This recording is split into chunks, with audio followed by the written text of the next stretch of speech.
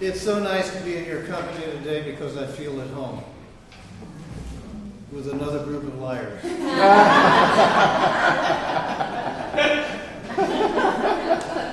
Well, you don't want to be the standout, something like that.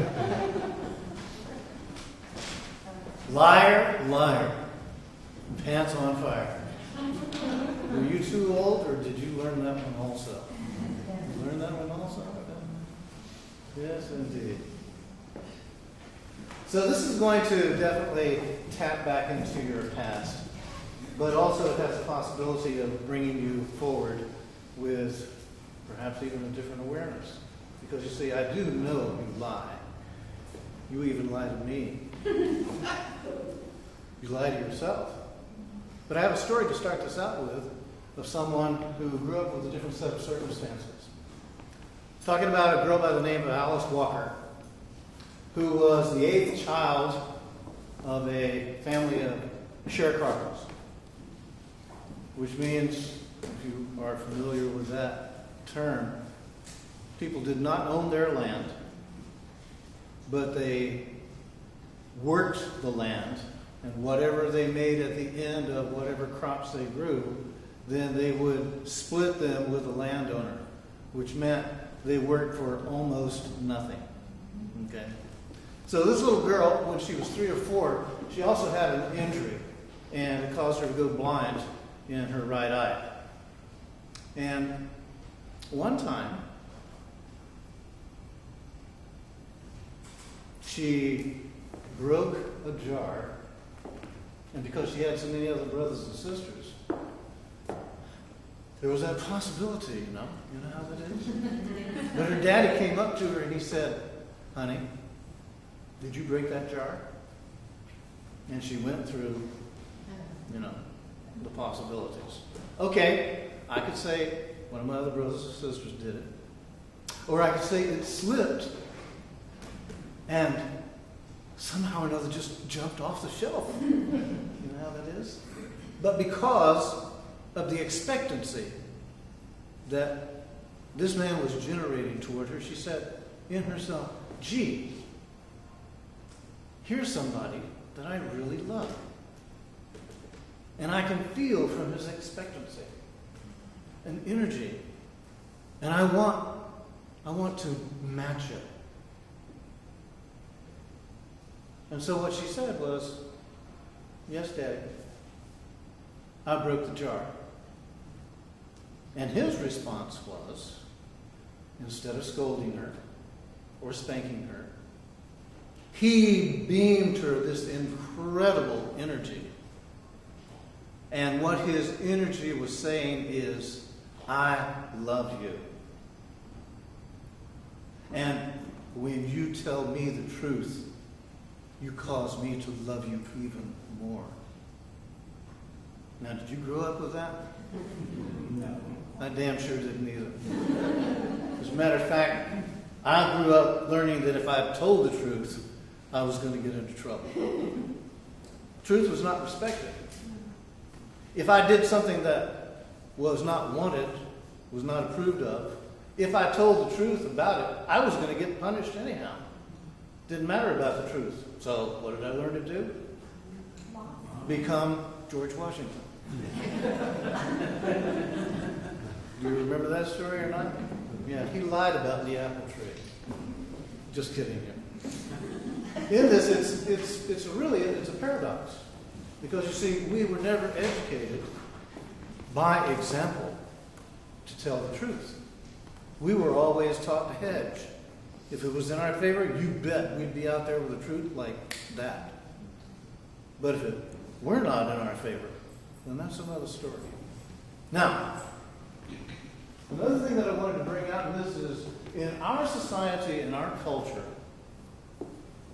women are so controlled so far as trusting their own bodies and their own feelings, because this is a male-dominated culture. And men are supposed to be the ones who are superior. They follow a rationale. They don't follow their feelings. So women are just cause to believe that there's something wrong with them, if their bodies say a certain thing and their bodies are inclining them, encouraging them to be truthful about what they're feeling. And so this is something that, so far as the culture is concerned, I would encourage all of you, and especially all of you women, to embrace each other and encourage each other in your communication. So what you are actually doing is you are making available the opportunity to express your truth. And because we are so unused to doing that, sometimes it requires more attention and more of a deliberate focus and willingness to give each other the time it takes to actually speak the truth and have it acknowledged. Now, all of us have been caught in lies. And all of us have learned by being caught in lies how it makes us feel. And it isn't just because of being caught. It's because we then are confronted with our own choices that we have been making that brought us to that point. I can remember as a kid growing up, I told so many lies I couldn't keep track of them. I would be asked something, and is that the truth? And I'd have to think, well, I don't know. You know how it goes.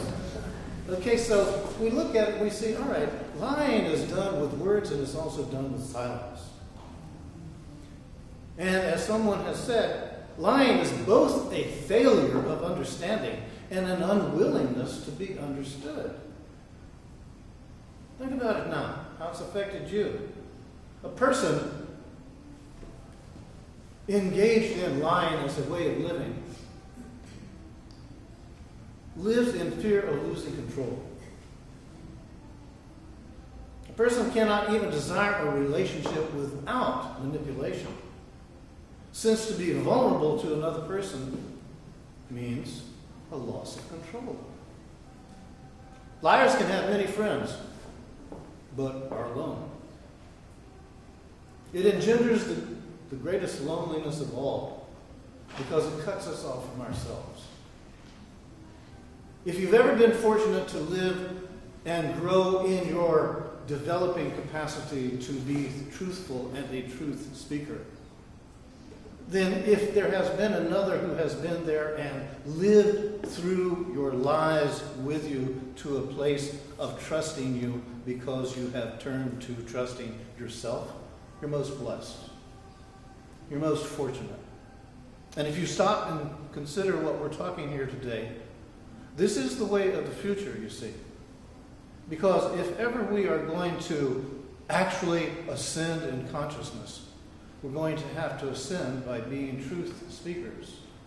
We're going to have to actually leave the identifications that we've had, that we've made, that we have actually locked ourselves into by being afraid to be truthful and feeling that lying is the better way to approach it. Consider now where you are in your own life. Your friends, your family, those people that you want to have admire you and that you also seek to admire. Anytime and every time you choose to tell a lie, either by speaking it or being silent about the truth, you are actually entering into that place of separation, of distance. That is an energy you're generating. See, you may think in yourself, and we've all had this belief, nobody knows when I'm telling a lie. You know. I know. Not only that, but you're generating that energy. So on that level of soul communication, you're communicating very clearly to another, I'm not telling the truth. I'm not being truthful with myself, and I'm not being truthful with you.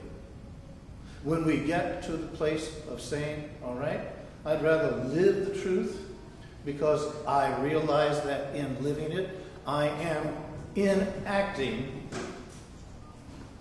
an expression of genuine love. You see, it comes down to loving yourself enough and loving another enough to live the truth. And as I was implying and saying where we're heading so far as human evolution, we certainly are going to have to drop choosing to not be truthful. Because when we are truthful one with another, there is this, it's an energy. That is an energy of possibilities that we're actually engaging in, because you see, none of us knows what another person is thinking or feeling. We don't really know where they are in the moment. We can get an idea, but it's until we are further developed in our actual discernment, it's a place where we trust ourselves enough and trust the other enough to engage in communication, that through the communication we come to that ease and acceptance that it's okay to be vulnerable. It's okay because I respect myself enough, and I feel from you that you are willing to honor me in my expression, even if I'm finding it difficult to articulate it, to get it out, to get beyond my own feelings of insecurity enough to actually speak the truth. So instead of having your pants be on fire, having to resort to asbestos underwear, you might want to consider being truthful. Realizing that while not everyone is going to have an immediate response of acceptance with you, you're going to actually let yourself out of the prison of untruthfulness. You're going to actually be doing yourself a very wonderful service, and that is choosing to be true to who you are and who you are becoming. So thank you very much for your attention.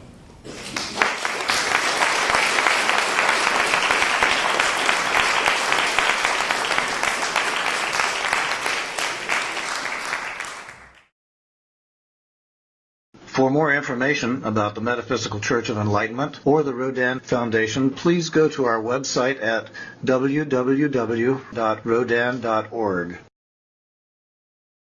If you have been inspired by the revelations shared in these podcasts, please donate to the Rodin Foundation's ongoing efforts to help others help themselves at www.rodin.org/donate.